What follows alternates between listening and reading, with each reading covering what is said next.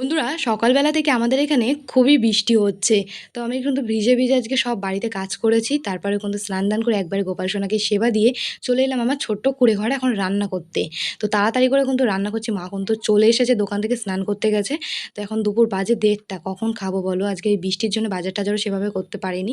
তো মা এখন নিয়ে এসছে বাজার। তো এখন আমার রান্না তো কমপ্লিট হয়ে গেছে। ভেন্ডির তরকারি আর একটু ডিমের মামলেট করেছি। তো সেটা দিয়েই কিন্তু আজকে দুপুরবেলা আমরা খাওয়া-দাওয়া করে নিলাম।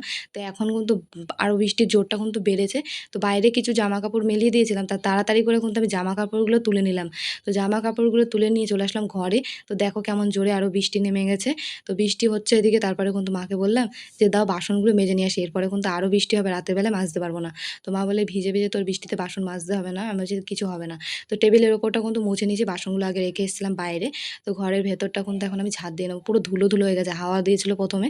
তো দেখো ঘরের ভেতরটা কিন্তু এখন আমি ঝাঁট দিয়ে নিলাম। কমেন্টে পামেলা চক্রবর্তী আমায় বলেছে তুমি খুব ভালো। তো থ্যাংক ইউ পামেলা আমায় এত সুন্দর একটা কমেন্ট করার জন্য। আমার তরফ থেকে তোমার জন্য অনেক অনেক ভালোবাসা রইলো। কমেন্টে সালমা বেগম আমায় বলেছে দিদি ভাই আমার নামটা নিও প্লিজ প্লিজ প্লিজ প্লিজ।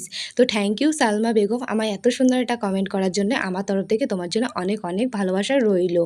তো দেখো বৃষ্টিটা একটু কমেছে, তাই বাসনগুলো কিন্তু আমি মেজে নিচ্ছিলাম। আর ঠাকুমা ভুলুদেরকে খাবার দিয়েছে, 4 জনের কিন্তু ওখানে খাবার খাচ্ছিল। তো বাসনগুলো আমার মাজা কমপ্লিট হয়ে গেছে, ঘরে নিয়ে চলে আসলাম। তো বন্ধুরা আজকে দুপুরবেলায় বাড়িতে আমার এই কাজগুলোই ছিল।